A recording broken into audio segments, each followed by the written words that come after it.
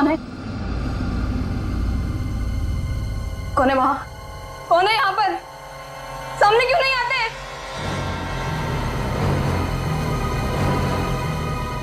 बस बहुत हो गया, बंद करो ये खेल, बंद करो ये खेल।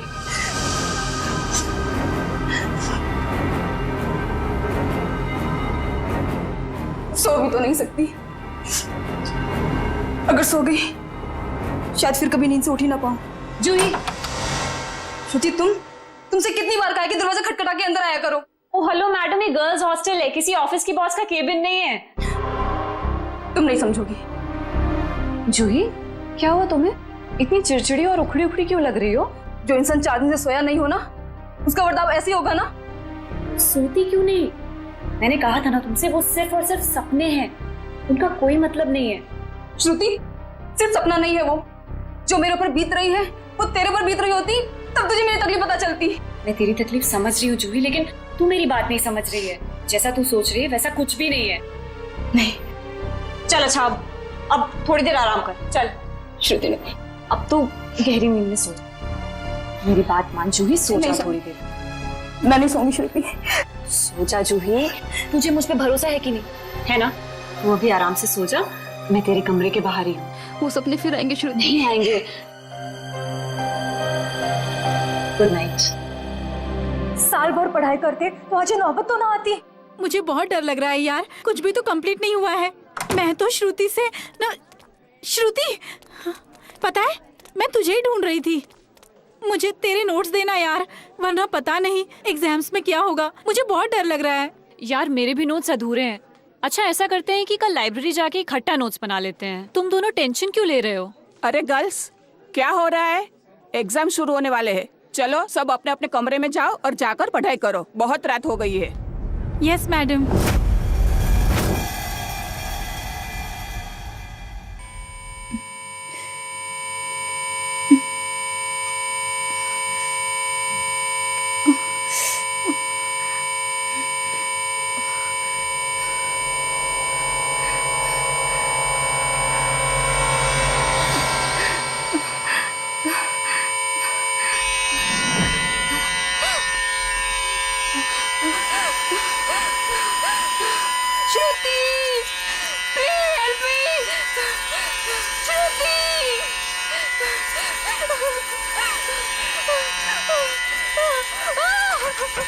ये दरवाजा क्यों बंद है?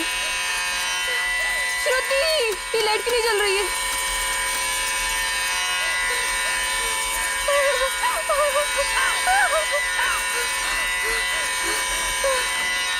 ये खिड़की क्यों जाम है? बंद करो ये आवाज, मेरे कान के पट्टे फट जाएंगे।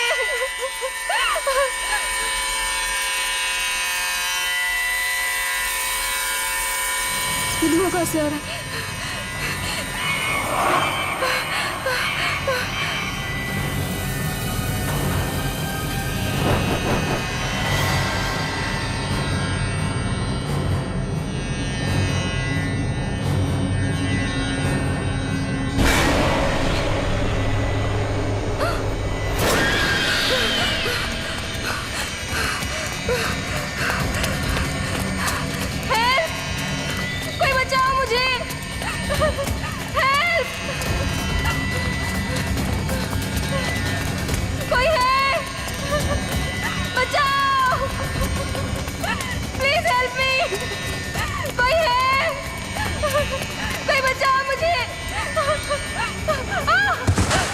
मत मारो मुझे, मत मारो, मत मारो मुझे, मत मारो।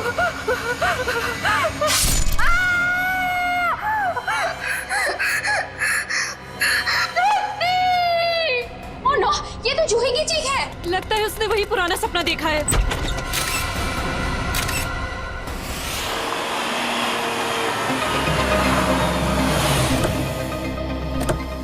आशिया, क्या पता चला? सर, मरने वाली का नाम जूही है। वैसे भोपाल से है, मगर यहाँ MBA की पढ़ाई के लिए आई थी। सर, लगता है जब वो सो रही थी उस वक्त किसी ने चाकू मार के उसका खून रोक दिया। श्रेया, जूही का कमरा कहाँ है? सर ऊपर। सर एक और बात, जब उसका खून हुआ उस वक्त उसके कमरे में और कोई भी नहीं। ऐसा कैसे हो सकता है श्रेया? कोई ना कोई तो होना चाहिए। ऐसा जरूरी नहीं है सर, इस तरह की मौतों में कई बार आत्माओं का हाथ होता है। प्लीज, एसीपी सर मुझे पहले ही बता चुके हैं आपकी इन कहानियों के बारे में। बेहतर होगा कि इन मर्डर केसेस के साथ ये आत्माओं की कहानियां ना जोड़ें। प्लीज, समझ गए? यही कमरा है? यस आइए। एक्सक्यूज मी, एक सेकंड, एक्सक्यूज मी।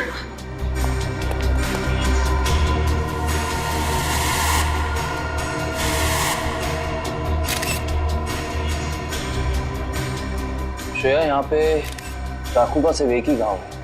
लगता है खूनी ने इतनी जोर से वार किया कि एक ही बार में जूही की मौत हो गई। हाँ सर, हमला भी शायद जूही की नींद में ही हुआ। बेचारी को अपने आप को बचाने का मौका भी नहीं मिला होगा। एक्सक्यूज मी, यहाँ पे सबसे पहले जूही की मौत का पता किसको चला? सर, सबको एक साथ ही पता चला था। हम यहाँ कॉरिडोर में थे, अचानक से जूही के कमरे से चीखने की आवाज आई और अंदर आके देखा तो जूही की जान जा चुकी थी। उस समय कमरे में जूही के साथ और कौन था? सर, उस वक्त जूही के साथ कोई नहीं था। देखिए, आप लोग दोबारा याद करने की कोशिश कीजिए। हो सकता है कोई ऐसा जो उस वक्त भाग निकला हो। सर, भागने का तो सवाल ही नहीं उठता, क्योंकि डोर बाहर से बंद था और वो अंदर से। खूनी भागेगा भी तो कहाँ से भागेगा? एक मिनट, ये दरवाजा बाहर से बंद था, क्यों?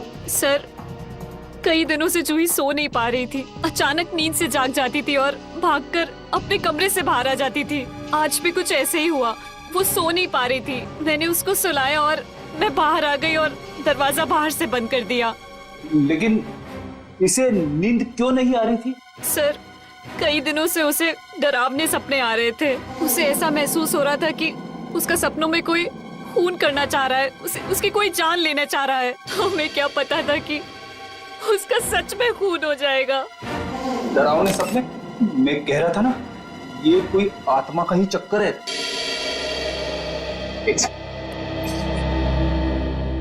आपको कितनी बार बताया है कि आत्माओं की बातें सबके सामने मत किया करिए। वो लोग क्या सोचेंगे सीआईडी के बारे में? सॉरी। अच्छा, आप अभी कह रही थी कि जूही को डरावने सपने आते थे। कभी उसने आप लोगों के साथ कुछ शेयर किया कि उसे किस चीज के सपने आते हैं? कुछ भी? सर, उस ड्रॉर में जूही का स्केच बुक है। उस ड्रॉर में? जी सर। Sketch book? ये बुक? जी सर। ये चाकू? सर, ये वही चाकू है जिसे लेकर कोई उसका पीछा करता था सपनों में, उसे मारने के लिए। ये देखो, ये चाकू बिल्कुल ऐसा ही है जिससे जूही का कत्ल हुआ। हाँ सर। ये सारी ड्राइंग्स जो हैं इस बुक में, ये क्या जूही अपने सपने में देखती थी? जी सर।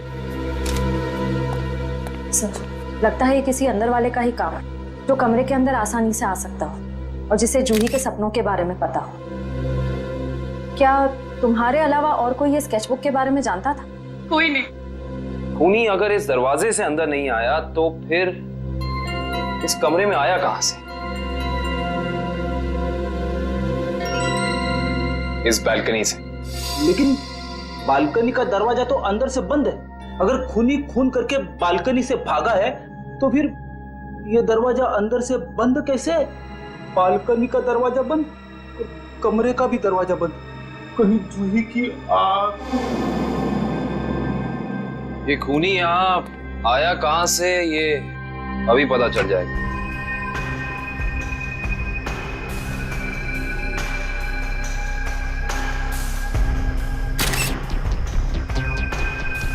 ये देखो, जूते के निशान।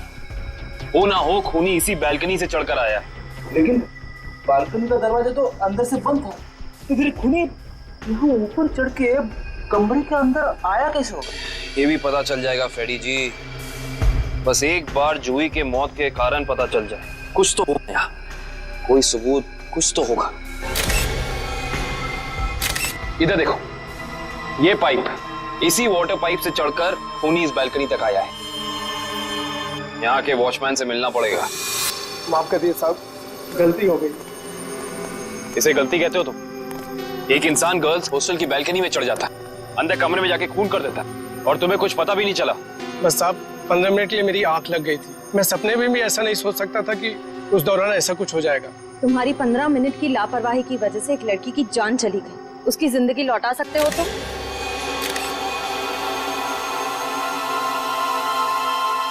सर, ये जूता यहाँ झाड़ियों में पड़ा हुआ था। जूता यहाँ पे? हो ना हो, ये जूता उसी खूनी का है। सर, ये तो किसी आदमी का जूता लगता है। यानी बालकनी में जो इंसान चढ़ा था वो कोई आदमी था?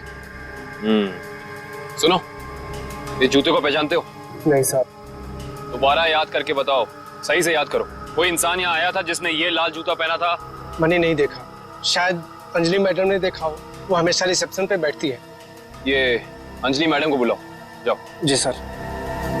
अगर ये जूता यहाँ है तो कुछ और भी जरूर होगा, ढूंढते हैं।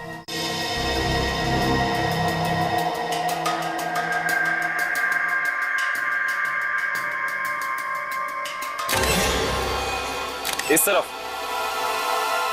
ये जूतों के निशान। एक जूते का निशान थोड़ा गाढ़ा है और दूसरे का हल्का। ये वाला गाढ़ा है। इसका तो एक ही मतलब है, ये जूता जिसका भी है वो इंसान लंगड़ा के चल रहा था। वो लंगड़ा के इसलिए चल रहा था क्योंकि जब वहां बैल्कनी से वो नीचे आया उसे चोट लग गई, फिर वो यहाँ से भागा और यहाँ पे जूता रह गया। हाँ साहब, मैं ही अंजलि हूँ। आपने मुझे बुलाया? जी अंजलि जी, हमें आपसे कुछ सवाल पूछने थे। जी। अंजलि जी, आपने इस लाल जूते को देखा? मेरा कहने का मतलब है किसी इंसान को इसको पहनकर यहाँ आते हुए देखा, लंगड़ाते हुए? हाँ साहब, मैंने देखा था। मनीष लंगड़ाते हुए जा रहा था। मनीष? ये मनीष कौन है? जूही का दोस्त है। अंजलि जी, जब वो यहाँ आया, ये गर्ल्स हॉस्टल है राइट, आपने उसको रोका नहीं? मैंने उसे रोका पर वो रुका ही नहीं। और क्या? मनीष अक्सर जूही से मिलने हॉस्टल आया करता था, पर कुछ दिनों से उन दोनों के बीच में अनबन चल रही थी। किस बात को लेकर अनबन चल रही थी? मुझे उस बारे में कुछ पता नहीं। कोई बात नहीं, अब तो इस बारे में हम मनीष से ही पूछ लेंगे।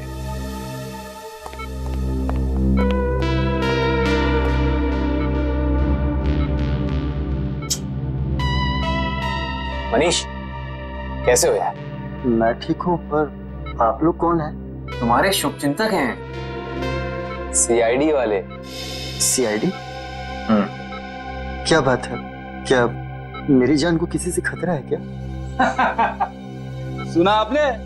खुद एक बेचारी लड़की को मार के खटिया पे लेटा पड़ा है और पूछ रहा है कि मेरी जान को कोई खतरा तो नहीं है। ये क्या कह रहे हैं आप? मैंने किसी की जान नहीं ली। मनीष, ये पाँव में चोट कैसे लगी तुम्हें? वो मैं सड़क पार कर रहा था तो एक बाइक वाले ने टक्कर मार दी मुझे। सड़क पार कर रहा था बेचारा, टक्कर मार दी? वैसे ये हादसा हुआ कहाँ? MI रोड पे, जीपीओ के सामने। जीपीओ के सामने? तभी तो।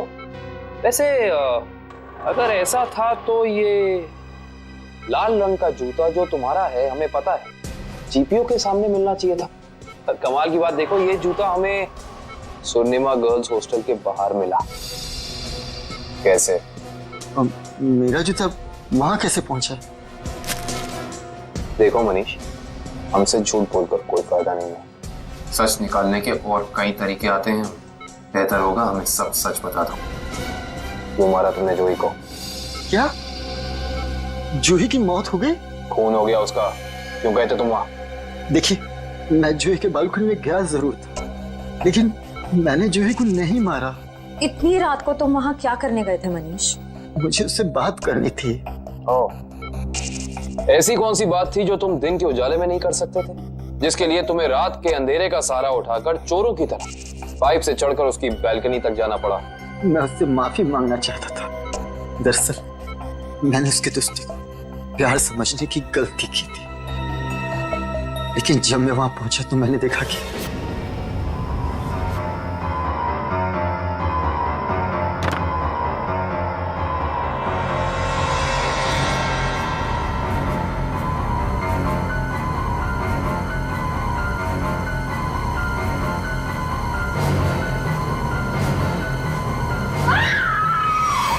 शर्म आनी चाहिए तुम्हें मनीष। उसकी मदद करने की बजाय तुम वहां से भाग गए। यही है तुम्हारा प्यार? अगर किसी ने वहां मुझे देख लिया होता तो इल्जाम तो मुझे पर आता ना। देख तो तुम्हें लिया ही था।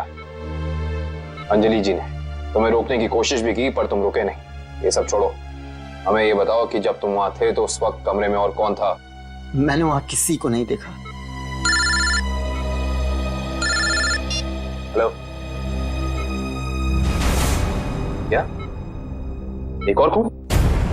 कहां पे?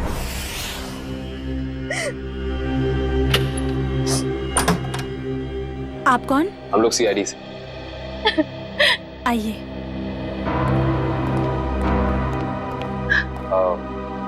आप कल की जी है ना? जी, मैंने ही आपको फोन किया था। मेरी सहेली मीरा का खून हो गया है। उसकी लाश ऊपर उस कमरे में पड़ी है।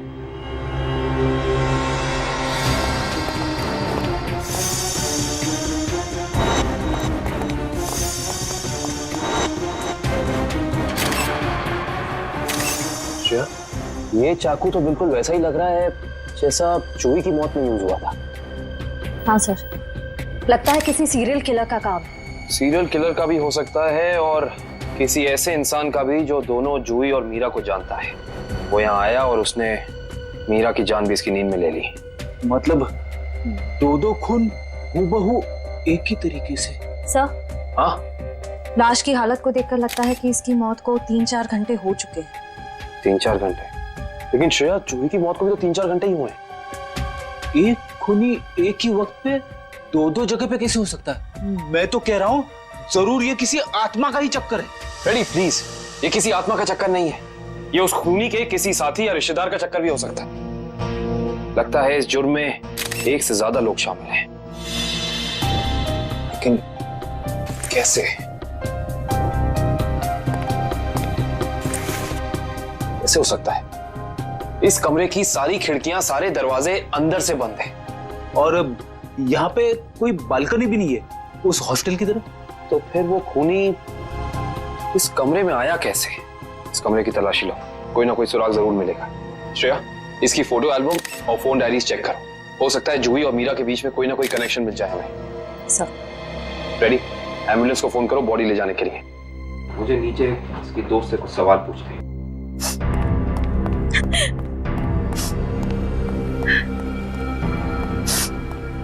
कालकी जी। जी, आपको मीरा की मौत के बारे में कब पता चला? रात को मैं काफी देर से ऑफिस से लौटी तो मैं इस कॉरिडोर से गुजर रही थी कि तभी मुझे मीरा के चीखने की आवाज सुनाई दी। मैं दौड़ती हुई उसके दरवाजे तक आई। मीरा का दरवाजा खटखटाया पर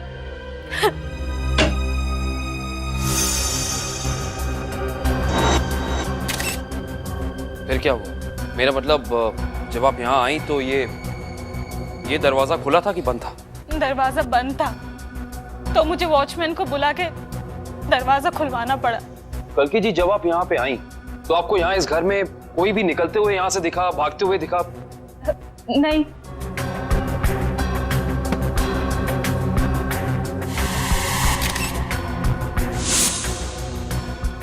कालकी जी, आपकी दोस्त मीरा काम क्या करती? बैंक की एरिया मैनेजर थी वो, और 2 साल पहले उसका तबादला हमारे शहर में हुआ था। तबादला? हाँ श्रेया, क्या पता चला? सर, मरने वाली का नाम जूही है। वैसे भोपाल से है मगर यहाँ MBA की पढ़ाई के लिए आई थी। क्या ये तबादला भोपाल से यहाँ हुआ? जोधपुर से। पर क्यों सर? आपकी दोस्त मीरा किसी जूही नाम की लड़की को जानती थी? जहाँ तक मुझे पता है सर, इस नाम की तो उसकी कोई दोस्त नहीं थी। दोस्त नहीं तो कोई रिश्तेदार? क्योंकि कुछ घंटे पहले एक 21 साल की लड़की का बिल्कुल इसी तरीके से खून हुआ। उस लड़की का नाम जूही था और वो ये उसकी तस्वीर है। क्या आप जानती हैं इसे? नहीं। आप जानती?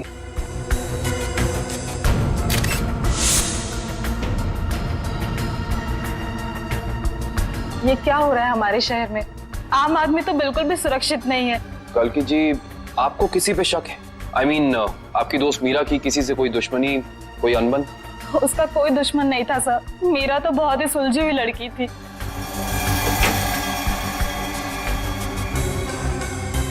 अच्छा, ये तस्वीर देखिए। इस आदमी का नाम मनीष है। क्या आप इसे जानती हैं? नहीं सर। सर, आशा, मैंने मीरा के सारी डायरीज, सारे एल्बम्स चेक किए। मीरा और जूही के बीच कोई कनेक्शन नहीं है। कोई संबंध नहीं है। कोई ना कोई संबंध तो जरूर है, वरना ये खूनी सिर्फ इन्हीं दोनों लड़कियों को निशाना क्यों बनाएगा? कुछ तो है जो हमें समझ नहीं आ रहा है। कल्कि जी, क्या कुछ दिनों से मीरा किसी बात को लेकर परेशान थी? हाँ सर, कुछ दिनों से उसे डरावने सपने आ रहे थे। डरावने सपने? मीरा को भी डरावने सपने आ रहे थे? हाँ सर, बस कहती रहती थी कि उसका कोई खून करना चाहता है।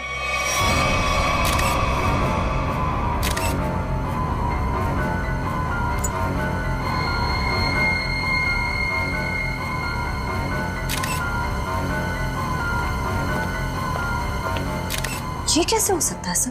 जूही और मीरा को ठीक एक तरीके के सपने कैसे आ सकते हैं? सर, खूनी के अंदर आने का रास्ता तो नहीं मिला है, लेकिन ये स्क्रू मिला है मीरा के बेड के नीचे से। एक काम करिए, वॉचमैन से पूछताछ कीजिए, देखिए क्या पता चलता है मीरा के बारे में। तब तक इस स्क्रू की गुत्थी को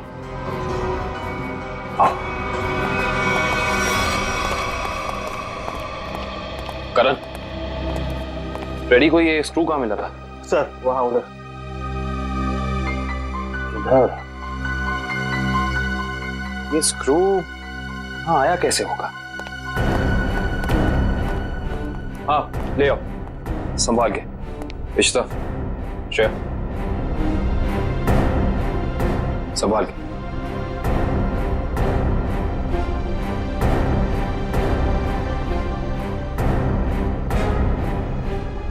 इश्ता,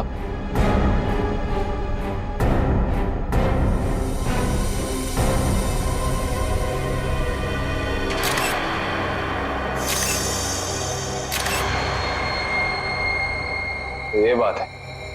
क्या हो सर? ये देख रही हो, सीलिंग फैन। अब ये सीलिंग फैन इस स्क्रू की गुत्थी को सुलझाएगा। करण, समझ गया सर।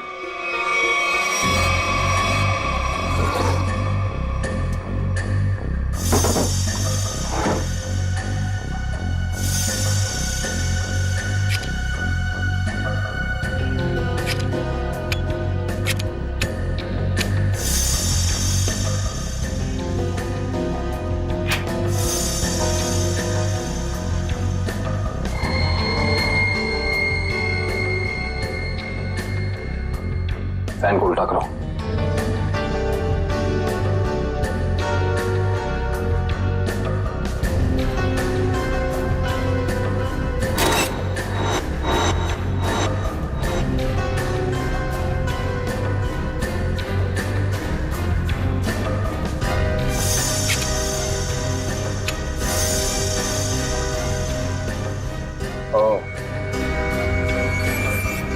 सर यानी ये स्क्रू इस फैन का है? हाँ श्रेया, किसी ने इस फैन के साथ छेड़खानी की है, अभी पता चल जाएगा।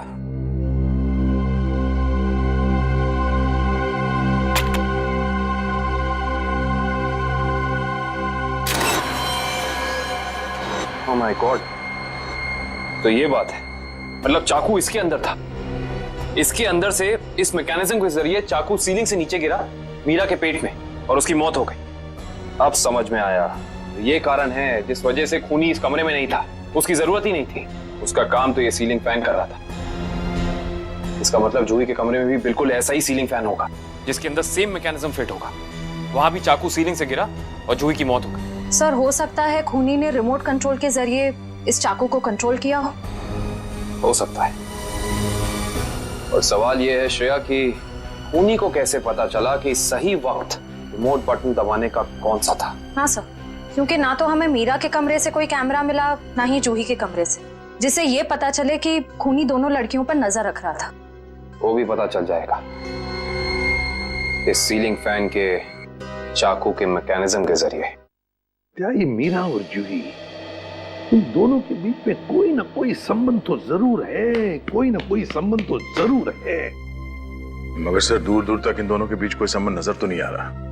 इन दोनों के उम्र में बहुत फर्क है, उनके रहन सहन, तौर तरीके, ये जूही का कॉलेज और मीरा के काम करने की जगह, आपस में कहीं भी कोई तालमेल नहीं है सर। सर हाँ सर, वो फैन और चाकू का मैकेनिज्म रेडी है। चलो देखते हैं।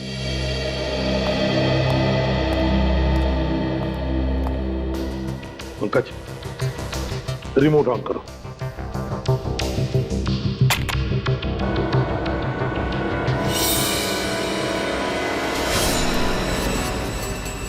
मतलब जैसे ही रिमोट का बटन दब गया, इस फैन के मैकेनिज्म के अंदर जो इंफ्रारेड लाइट थी वो ऑन हो गई, लॉक खुल गया और उसकी वजह से ट्रिगर ऑन हो गया। ट्रिगर ऑन होने से इसके अंदर जो छुपा के रखा था चाकू, वो सीधा नीचे गिर गया, सीधे उसके शरीर के अंदर जो फैन के नीचे सोया हुआ था। मगर दया, एक बात है, ऐसे मैकेनिज्म की जो रिमोट होते हैं, वो रिमोट ज्यादातर 50 मीटर की दूरी के अंदर ही काम कर सकते हैं। तो फिर जरूर जहां पर मीरा और जूही रहती थी उसके आसपास ही यह आदमी खड़ा था। जिसने भी ये किया है वो 50 मीटर की दूरी के अंदर ही खड़ा था। वहां से उसने रिमोट चलाया और खून कर दिया मीरा और जूही का। और फिर वो सपने, वो एक जैसे सपने जो मीरा और जूही दोनों की नींद में आते थे, ऐसे सपने तो जानबूझकर ही डाले जा सकते हैं, प्लान करके डाले जा सकते हैं, मगर उसके लिए जरूर कोई तो ट्रिगर होना चाहिए। सर, हाँ, जूही के कमरे में लगे पंखे में भी ठीक ऐसा ही मैकेनिज्म मिला है। और तो और जूही और मीरा दोनों के कमरों में 1 हफ्ते पहले इलेक्ट्रिकल वायरिंग का कुछ काम हुआ था। जूही और मीरा दोनों के घर में, दोनों के कमरों में 1 हफ्ते पहले इलेक्ट्रिकल वायरिंग हुई थी। कहीं ऐसा तो नहीं कि ये वही इलेक्ट्रीशियन है जिसने दोनों के घरों में इलेक्ट्रिकल का काम कर दिया और फिर खून भी उसी ने किया? पता लगाना पड़ेगा इस इलेक्ट्रीशियन के बारे में।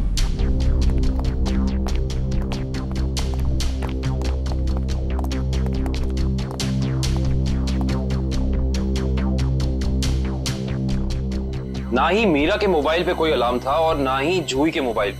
फिर दोनों को एक ही वक्त एक जैसे सपने कैसे आ सकते हैं? इसका मतलब सपने ट्रिगर करने वाला मैकेनिज्म यहीं कहीं है। सर, ये देखिए, इस पे अलार्म है, लेकिन सुबह 6 बजे का। 6 बजे का? पर मीरा की मौत तो 3 बजे हुई थी, तो सपने शुरू करने का ट्रिगर लगभग 1 या 1.5 के बीच का होना चाहिए। यह भी तो हो सकता है कि किसी ने मीरा को सम्मोहित कर दिया। ऐसा नहीं हो सकता फ्रेडी, क्योंकि अगर ऐसा होता तो मीरा के दिन भर का हाव भाव, चाल चलन सब प्रभावित होता, पर ऐसा नहीं हुआ। नहीं, कुछ है यहाँ जो हम अभी तक देख नहीं पा रहे। ढूंढो, यही है।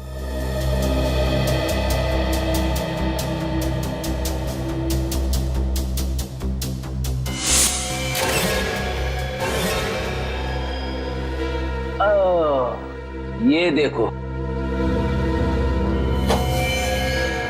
टीवी के पीछे ये बॉक्स लगा हुआ था। बॉक्स? कहीं ये ट्रिगर मैकेनिज्म इस बक्से के अंदर तो नहीं फिक्स किया हुआ है?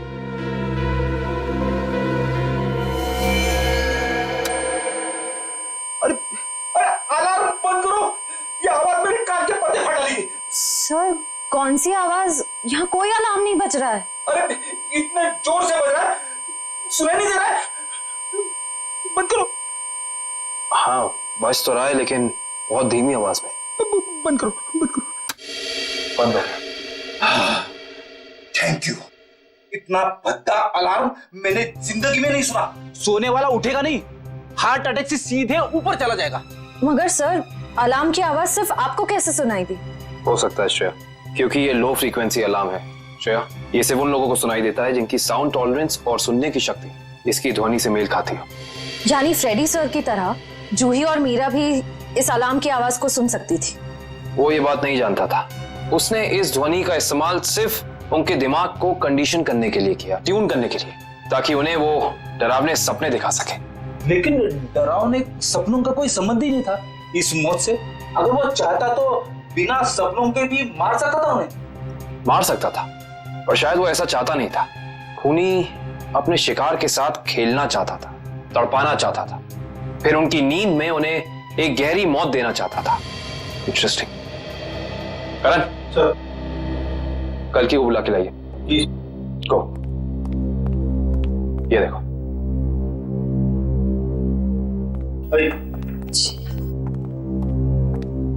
आइए। कल की जी। जी। इस आवाज को पहचानती हैं आप? ये आवाज मैंने यही सुनी है, मीरा के घर पे। कब? करीब 3-4 दिन पहले, जब वो अपने लैपटॉप पे काम कर रही थी तब।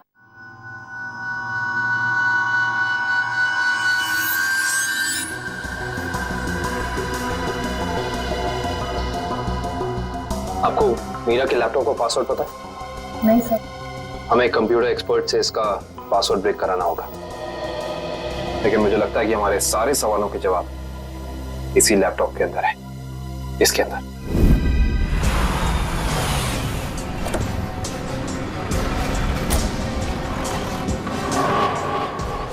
भाई साहब, हम लोग सीआईडी से। सीआईडी से?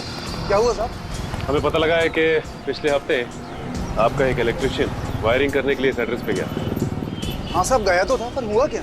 इन दोनों जगहों पे एक खून हुए और हमें शक है कि ये खून आपके इलेक्ट्रिशियन ने किया है। मेरे इलेक्ट्रिशियन? हाँ, और वो भी पंखे में चाकू फिट करके। अरे बाप रे, पंखे में चाकू? जी हाँ, और आप ये बताइए कि इन दोनों जगहों पे आपका कौन सा इलेक्ट्रिशियन गया था? मंगेश गया था सर, पर आज वो आया नहीं है। इस मंगेश का एड्रेस तो है ना तुम्हारे पास? हाँ, मंगेश का एड्रेस लेके ना। सर, वो लैपटॉप का और ईमेल का पासवर्ड खुल गया। Very good job, thank you very much. काबिन, जरा लैपटॉप चेक करो। जी।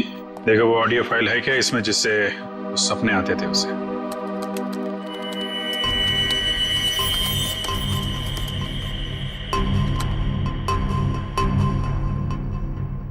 सर, इस कंप्यूटर में कोई ऑडियो फाइल नहीं है। हाँ, लेकिन मीरा के ईमेल अकाउंट में एक वीडियो फाइल दिख रही है। Video file? खोलो खोलो इसे जरा।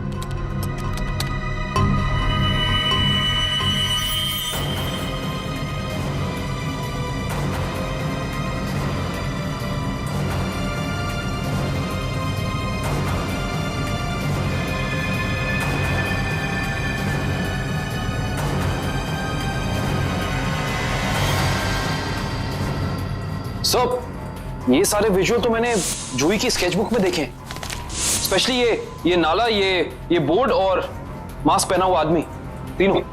इसका मतलब खूनी ने जूही और मीरा दोनों को चेतावनी भेजी थी। उन लोगों को हमारे पास आना चाहिए था मदद मांगने। जरा ये फाइल फिर से चलाना।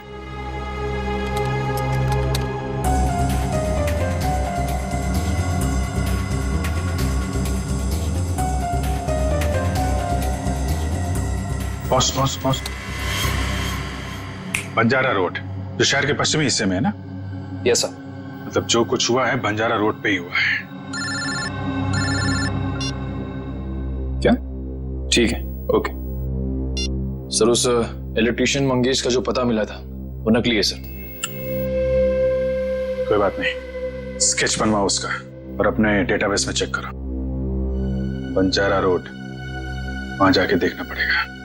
सब लोग बाहर ध्यान रखना।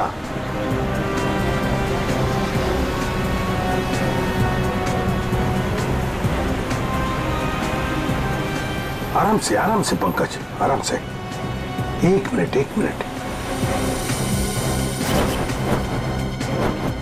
यह है ना एक सूखा नाला है और वो रहा पेड़। सूखा नाला और उसमें वो पेड़। जरा आगे चलकर देखते हैं।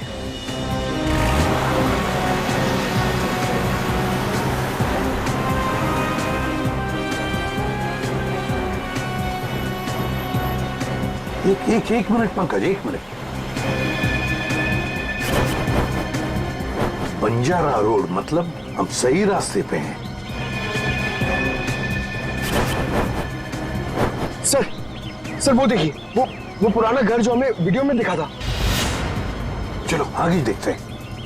अगर खूनी इस जगह का वीडियो बना के मीरा और जूही को भेज क्यों रहा था? हाँ, शायद उन दोनों को अपने अतीत का याद दिलाने के लिए। मगर सर, मैंने पता किया सर, इस बंजारा रोड पे आज तक एक क्राइम नहीं हुआ है।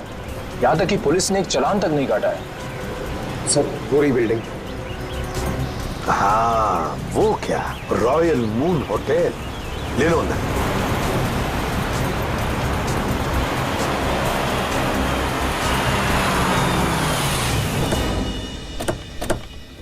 हाँ, इलेक्ट्रिशियन का स्केच मैच नहीं हो रहा है तो कोई बात नहीं, ठीक है।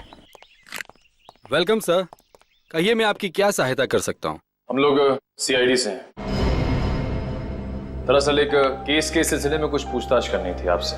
सीआईडी बाबू, पूछिए क्या पूछना चाहते हैं आप? वैसे जरा बताइए, कुछ दिन पहले क्या आपके होटल के बाहर कोई किसी तरह की वीडियो शूटिंग कर रहा था? शूटिंग?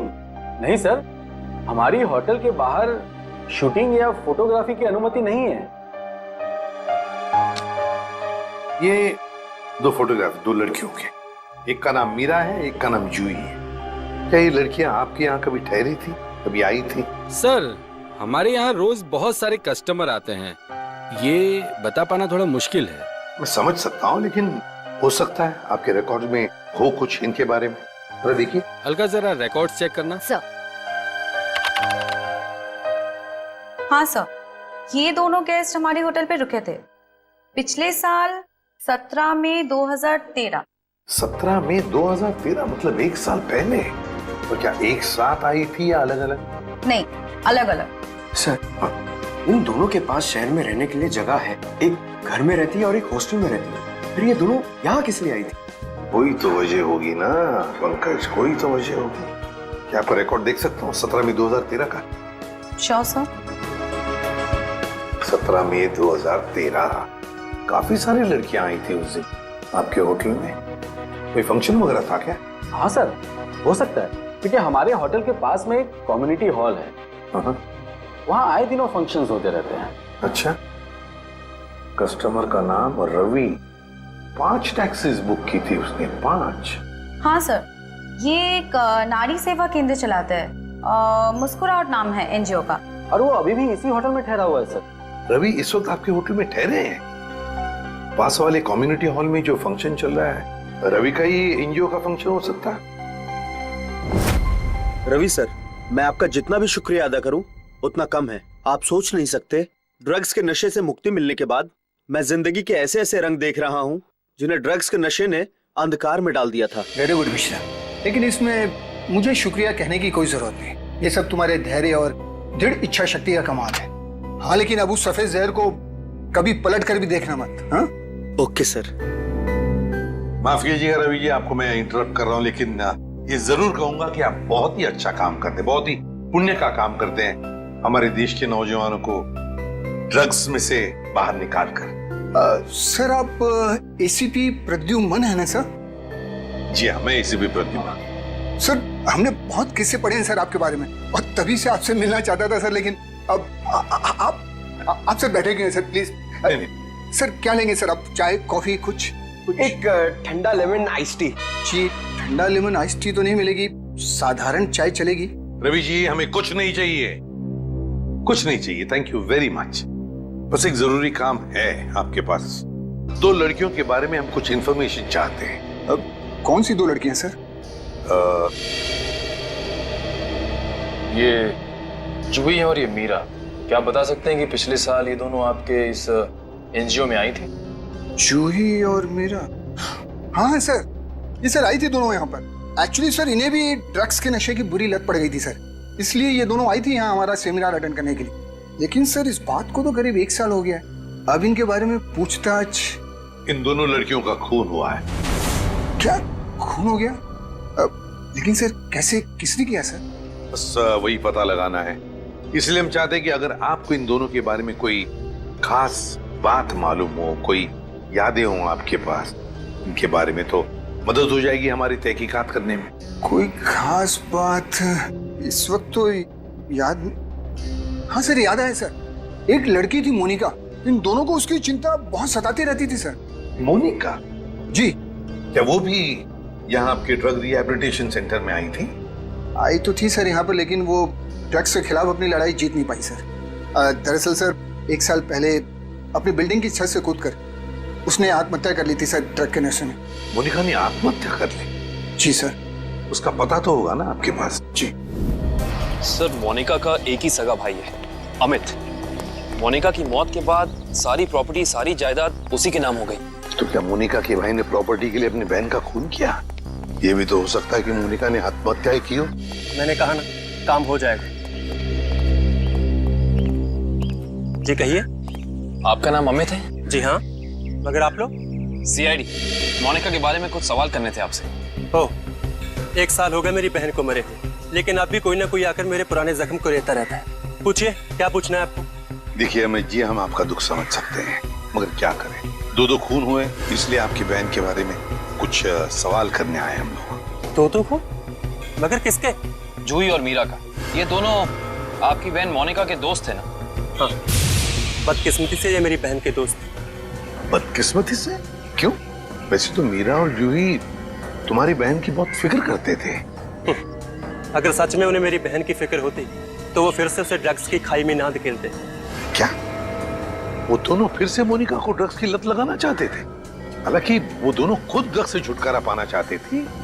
मुझे नहीं पता कि वो आदत से छुटकारा पाने आए थे या दोबारा ड्रग एडिक्ट्स को बढ़ावा देने, लेकिन इस काम में एक और भी था उनके साथ। हाँ, विशाल। विशाल? ये विशाल कौन? विशाल जूही और मीरा को ड्रग्स देता था और ये बात मोनिका जान गई थी। लेकिन जब उन लोगों को पता चला कि मोनिका को उनका राज पता है तो उन्होंने उसे फंसाने के लिए उसके बैग में ड्रग्स डाल दी। वो पकड़ी गई, उसके ऊपर पुलिस केस भी हुआ। वो ये सदमा बर्दाश्त नहीं कर सकी और उसने आत्महत्या कर ली। सर, कोई तो है जो मोनिका की मौत का बदला ले रहा है। जूही और मीरा पहले ही मर चुकी हैं। अब अगला नंबर शायद विशाल का। अमित, कल रात तुम कहाँ थे? आप मुझ पे शक कर रहे हैं? क्या करें, शक करने की आदत जो है हमें। और फिर तुम तो अपनी बहन के सबसे करीबी हो ना। मुझसे ज्यादा करीबी तो उसका मंगेतर था, रणविजय। दोनों ने जन्मों जन्मों तक साथ रहने की कस्में खा रखी थी। रणविजय? ये रणविजय यही है ना? हाँ, यही तो है वो। लेकिन रणविजय का स्केच आपके पास कैसे? हो सकता है मीरा, जूही और मोनिका की मौत का राज रणविजय जानता हो। Thank you Ranvijay. सर, वो रहा विशाल का घर। विशाल की जान को खतरा हो सकता है।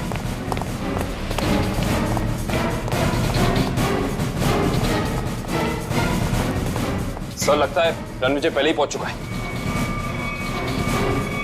विशाल, ठीक तो हो ना? सर, जान बचा के भागूं सर। रणविजय कहाँ है? सर,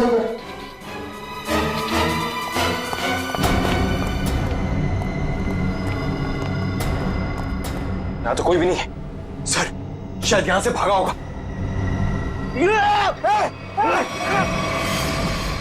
रणविजय!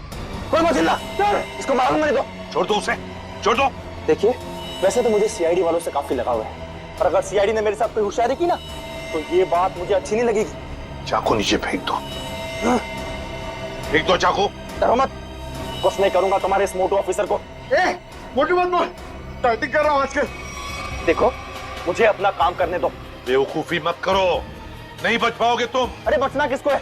एक बार मैं इस विशाल को मार दूं, भले मुझे फांसी हो जाए, फिर मुझे मंजूर है। देखो रणविजय, ये सब करने से क्या मोनिका वापस आएगी? भले ही वापस ना, लेकिन मेरी बदले की आंख तो पूरी होगी। इन तीनों ने रातों की नींद उड़ा दी थी मोनिका की, इसलिए मैं भी इनके साथ वही कर रहा हूं। इन्हें तड़पा तड़पा कर मारूंगा मैं। देखो रणविजय, मोनिका के साथ जो कुछ भी हुआ ठीक नहीं हुआ। इन तीनों की वजह से बेचारी को जेल जाना पड़ा, बदनामी हुई। नहीं, रात रात भर सो नहीं पाती थी वो, बुरे बुरे सपने देखकर जाग जाती थी।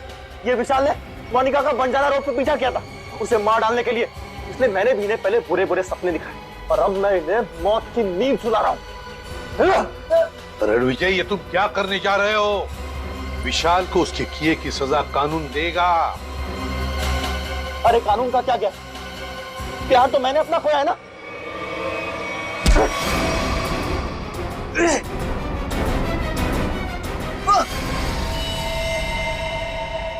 रणविजय, विशाल को तो उसके किए की सजा मिलेगी ही मिलेगी, मगर तुमने बदले की आग में दो खून किए, दो। तुम्हें तो शायद फांसी ही होगी, फांसी। For more updates, subscribe to our channel, click the show links and enjoy watching the videos.